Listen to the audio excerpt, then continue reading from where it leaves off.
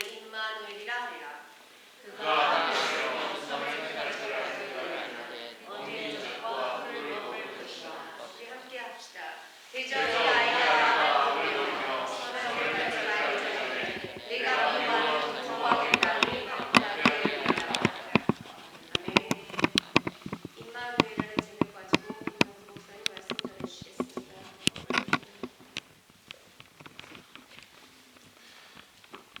사랑의 하나님, 이 시간에 성령께서 함께하여 주시기를 소원합니다. 하나님 말씀을 사모하는 귀한 하나님의 사람들에게 귀한 하나님 말씀을 대언합니다. 종을 붙들어 주시고 성령께서 함께하여 주시어서 온전히 하나님 말씀만을 전할 수 있도록 인도하여 주옵소서. 여행 중이고 또 병상 중에 있는 우리 지체들 가운데도 함께하여 주시어서 정말 이 자리를 기억하게 하시고 하나님의 하나 된 은혜로 지키시고 인도하여 주옵소서. 예수님의 이름으로 기도합니다. 할렐루야. 여러분이 오늘 본문 말씀을 읽으시면서 신앙생활을 조금 더 오래 하셨던 분들은 오늘 본문 말씀에 우리가 너무나 잘 아는 또 귀한 말씀이 하나 있지요. 14절 말씀입니다. 이렇게 얘기하고 있습니다. 그러므로 주께서 친히 징조를 너에게 주실 것이라. 보라, 처녀가 잉태하여 아들을 낳을 것이요 그의 이름을 임마누엘이라 하라라고 얘기하고 있습니다. 오늘 이 말씀은 신약성경 마태복음에서 마태가 1장 23절에 이 이사야의 말씀을 인용해가지고 했기 때문에 많은 사람들이 잘 알고 있는 말씀입니다.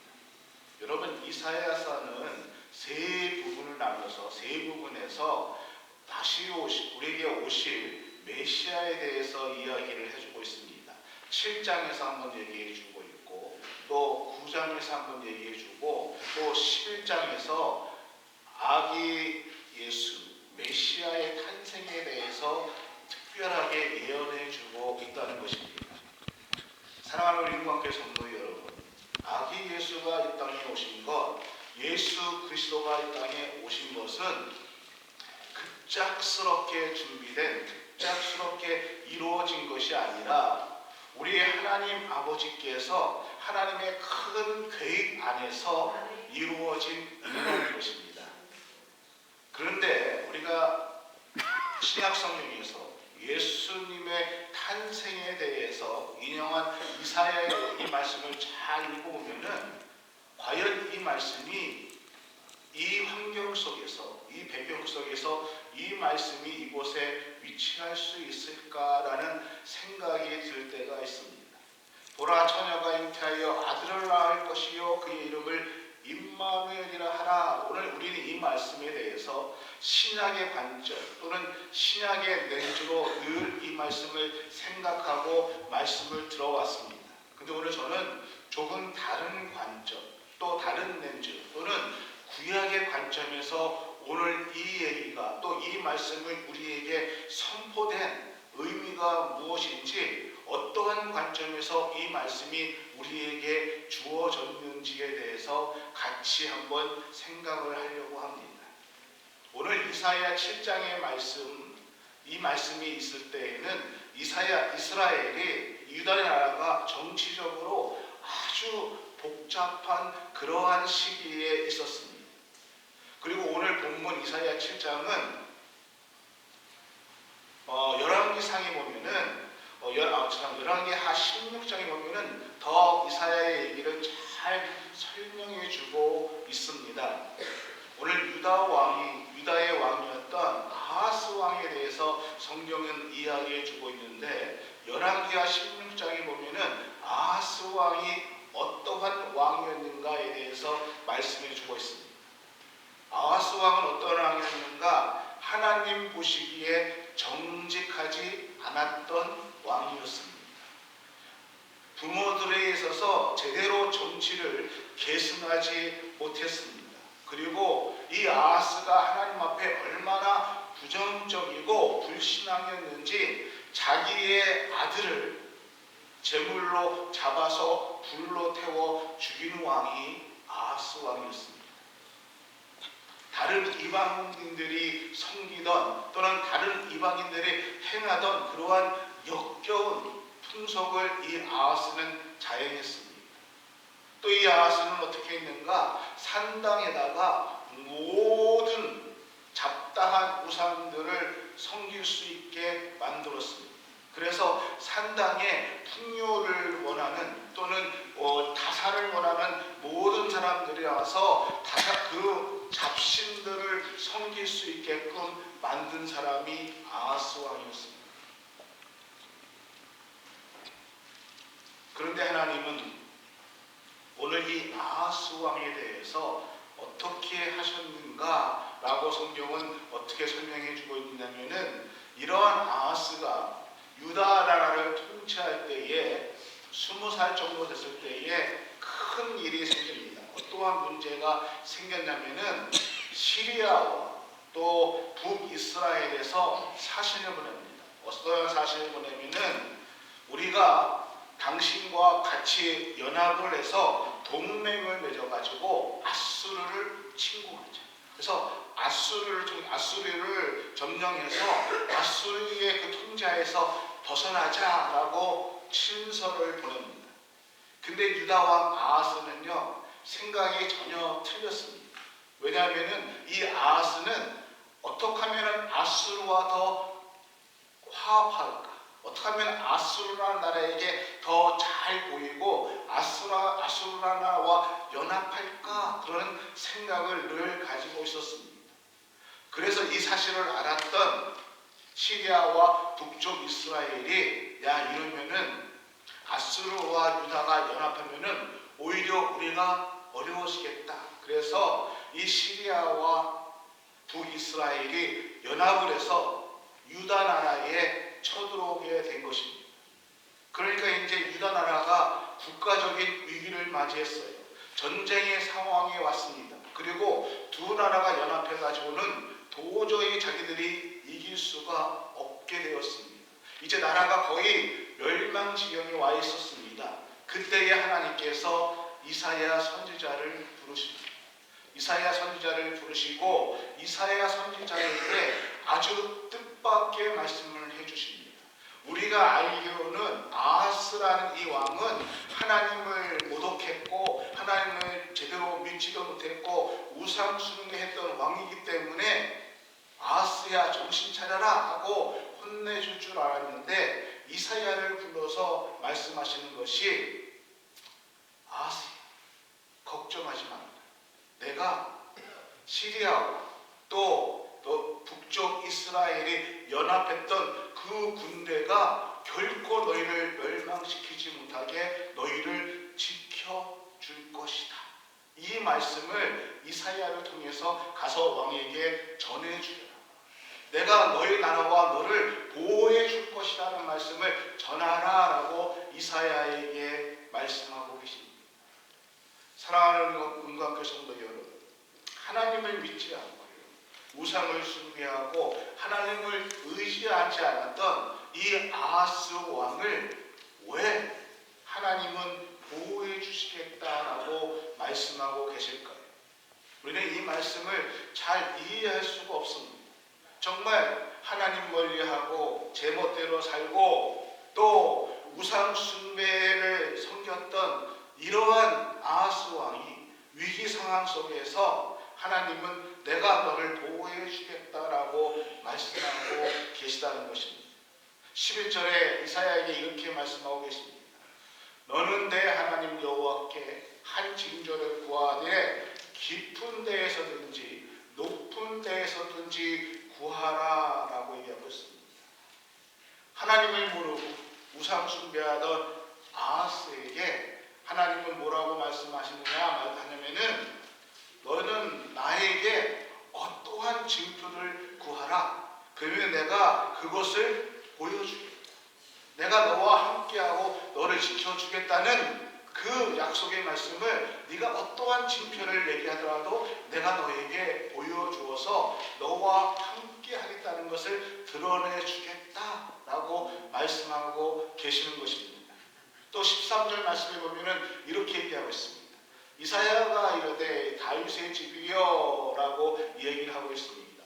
다윗의 집, 아하스 왕은 다윗의 가문의 사람이었습니다. 유다 가문의 사람이었습니다. 이 말씀은 여러분, 하나님께서 다윗과 약속하셨습니다. 하나님은 다윗을 사랑하시고 그 후손들을 사랑해 주시겠다고 약속하셨고, 다윗을 통해서 내가 네 자손들을 지켜주겠다, 너희 자손을 통해서 메시아를 보내주겠다라고 약속해 주셨습니다. 그래서 지금 이 아하스가 비록 악을 행하고 하나님 섬기는 일을 떠났고 우상을 섬기고 하나님과의 약속을 어기는 엄청난 일들을 저지르고 있었지만은, 하나님은 사랑하는 다윗과 약속하신 그 언약을 통해서 다윗의 가정, 다윗의 가문, 유다 가문을 지켜주겠다라고 말씀하고 계신 것입니다. 또 하나 여러분, 하나님은 유다를 구원하시고 그 유다 지파 위에 하나님 나라를 세우겠다는 하나님의 약속을 이루시기 위해서 지금 아하스에게 너는 징조를 구하라, 내가 너를 지켜주겠다라고 말씀하고 있다는 것입니다. 이렇게 하나님께서 말씀하고 계시는데, 지금 아하스 왕은 어떠한 반응을 보일까요? 자기가 그렇게 못된 일을 하고 하나님 없이 살았는데 하나님께서 이 위기의 상황에 이렇게 말씀하실 때에, 하나님, 제가 잘못했습니다. 하나님이 살아계시고 하나님이 나를 이렇게 사랑하시는군요 하고 돌아섰을까요? 아닙니다.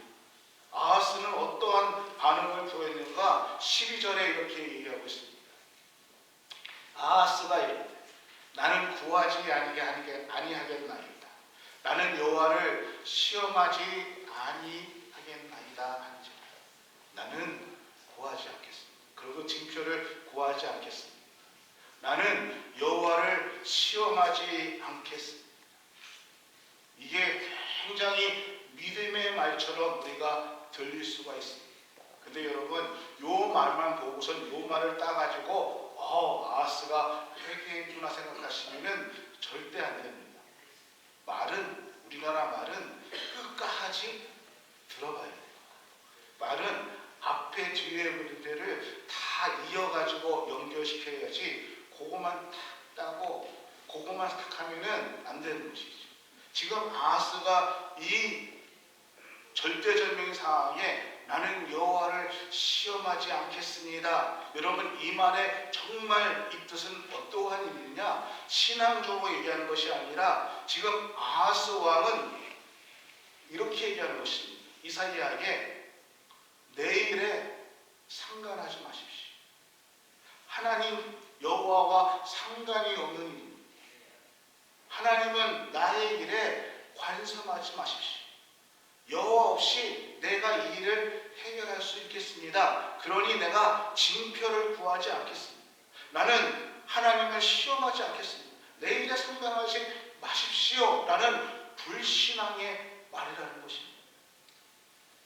나라가 풍전등화에 극한 위기에 사용했음에도 불구하고 하나님께서 친히 이사야에게 말씀하셔서 나에게 어떠한 것을 구하라, 내가 다 들어주겠다, 내가 너희를 지키고 내가 너를 보호해 주겠다라고 말씀하시지만은 아하스는 no thank you. 그럴 필요 없습니다.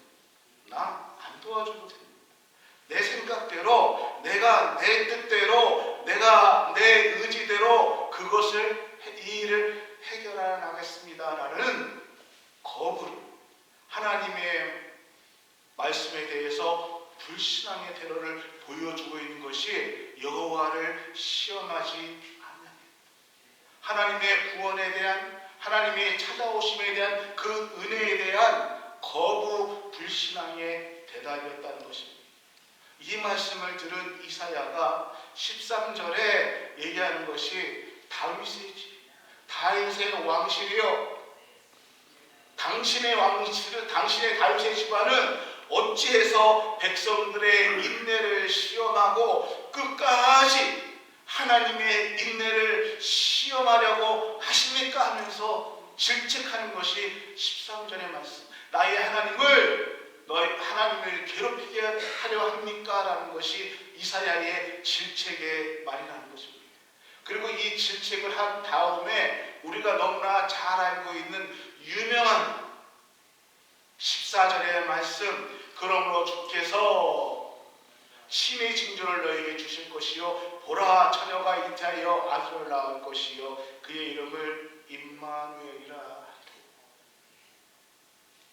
이 말씀을 징조로 주신다는 것입니다. 다시 말씀드리면은 이 말씀은 아이가 다 성장할 때까지 너희를 치러온 북시리아와 북쪽 이스라엘이 황무하게 될 것이고 황무하게 될 것이다. 비록 치료로 갔지만은 그들이 전쟁에서 크게 패할 것이다 얘기하고, 그 다음에 어떤 얘기를 하시냐면은 그 다음에 너의 나라도 지금 내 말을 듣지 않았기 때문에 너희들이 지금까지 겪었던 어떠한 고통 또는 어떠한 재난보다도 더 엄청난 시험과 고통을 당하게 될 것이다 라고 경고해주는, 예언해주는 말씀을 그 뒤에 이야기하고 있습니다. 여러분, 보라 처녀가 잉태하여 아들을 낳을 것이다. 이 말씀의 배경에 대해서 제가 지금까지 설명해 드렸습니다. 그럼 여러분, 제가 설명해 드린 이 말씀을 들고 혹시 어떠한 생각이 여러분에게 드셨는지 모르겠습니다. 거절했음에도 불구하고, 하나님의 은혜를 불순종했음에도 거절했음에도 불구하고 하나님은 다시 한번 아하스 왕에게 징조를 주시겠다고 말하고 아들의 탄생에 대해서, 메시아의 탄생에 대한 징조를 주십니다. 여러분, 오늘 이 말씀을 통해서 우리는 하나님의 은혜, 하나님의 사랑을 깨달을 수 있어야 된다는 것입니다.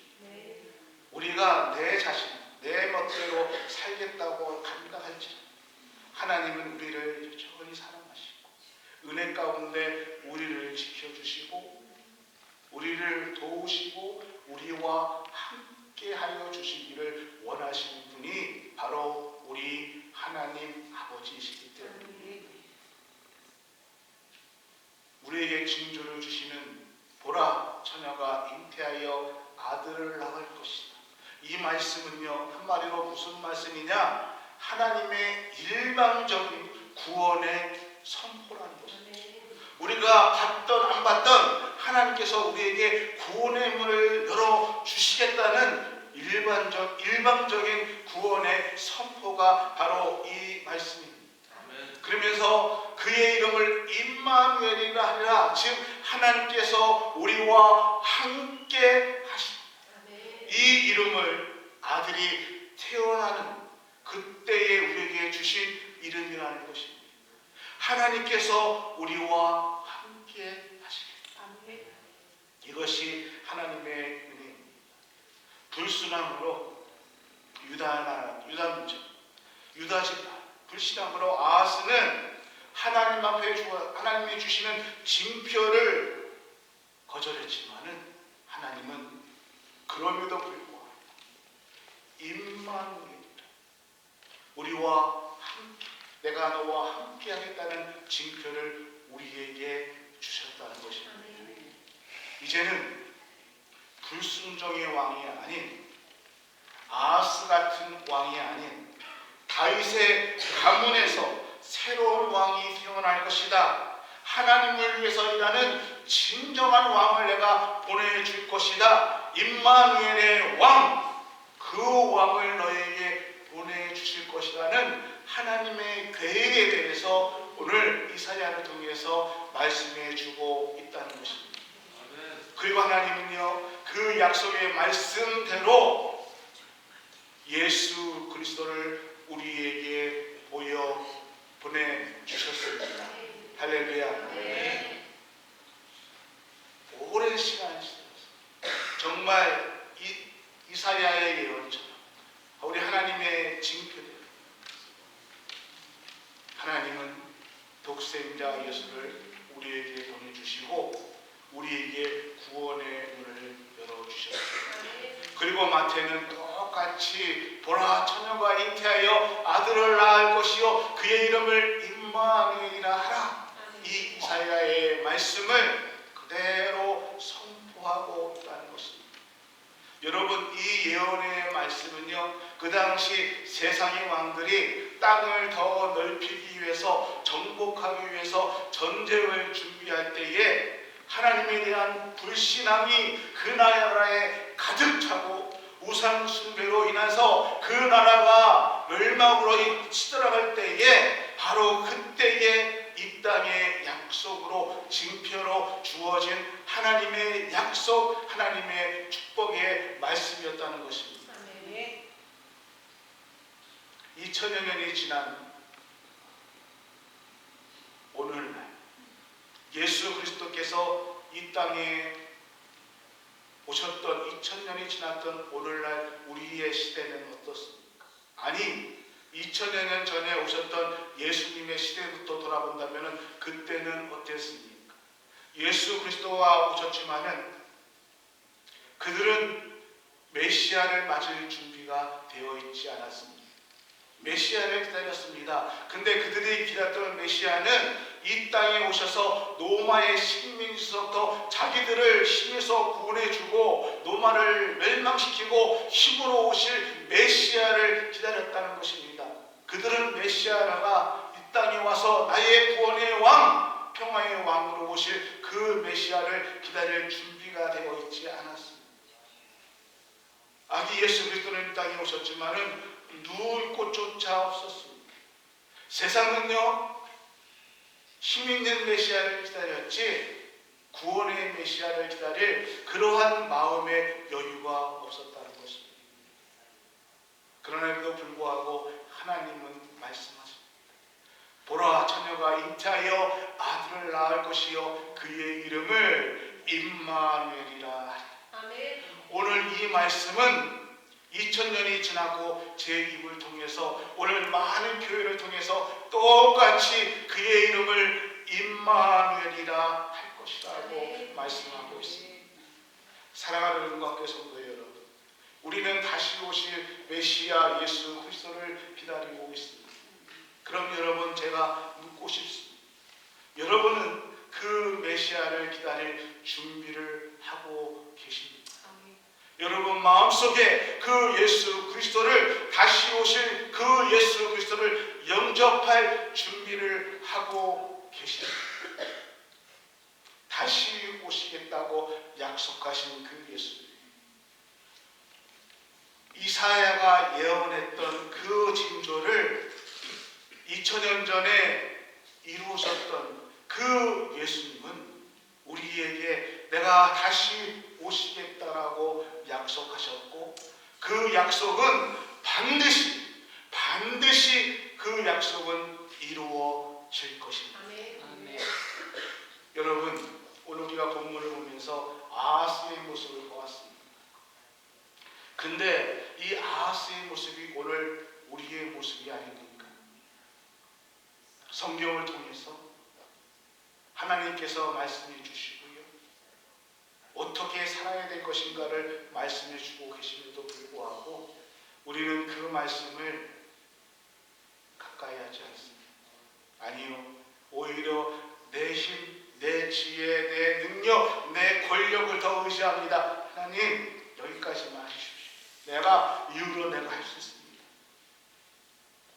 Let me alone. 나 혼자 할 수 있습니다. 내가 할 수 있습니다. 오늘 이 아하스의 모습, 불순종의 모습이 오늘 나의 모습, 우리의 모습은 아닙니까? 하나님께서 우리와 함께 하시겠다는 그 임마누엘의 하나님의 약속이 오늘 정말 우리 마음속에 있는지 다시 한번 묻고 싶습니다. 우리는 과연 하나님의 아들 예수 그리스도를 모실 수 있는 그 마음속에 모실 방을 우리는 준비하고 있습니까? 과연 예수 그리스도가 다시 오심을 기다리며 찬양하고 있지만은 나의 마음의 중심은 그 예수님을 기다리는 그 마음이 우리에게 정말로 있습니다. 오늘 저에게 주님은 내가 너에게 징조를 보이리라. 2000년 전에 오셨던 그 예수님은 또 한 번 우리에게 오늘 2022년 성탄주의를 맞이하는 오늘 우리에게도 똑같이 우리에게 말씀하십니다. 임마누엘의 하나님 아멘. 우리에게 오실 것이다. 아멘. 사랑하는 교회 성도 여러분, 오늘 이 하나님의 은혜를 믿으시기를 주의 이름으로 축원합니다. 아멘. 그리고 2022년 성탄절을 맞이하십시오. 아멘. 그냥 성탄절이 아니다. 임마누엘의 하나님, 아멘. 나와 함께 하시는 하나님이 오늘 나와 함께 하시고, 그리고 그 하나님께서 다시 오시겠다고 약속하신 그 하나님은 반드시 오실 것이고, 아멘. 나는 그 하나님과 함께 영원한 하나님 나라의 소망을 품고 성탄절을 준비하시는 여러분이 되시기를 예수 그리스도의 이름으로 축원합니다. 아멘. 축원합니다. 아멘. 하나님 감사합니다. 하나님 오늘 우리에게 임마누엘의 하나님을 약속하셨고 그 임마누엘의 하나님이 우리와 함께 하십니다. 오늘 우리가 세상 사람들과 섞여서 이 귀한 성탄절을 선물을 주고받는 것으로 또 할라데이로 보내는 것이 아니라 우리의 생명이 되시고 아멘. 우리의 구원자가 되시고 아멘. 우리에게 살아갈 이유가 되시는 아멘. 그 예수님을 기다리고 품고 살아가는 우리 믿음의 사람들이 될 수 있도록 인도하여 주옵소서. 아멘. 예수님의 이름으로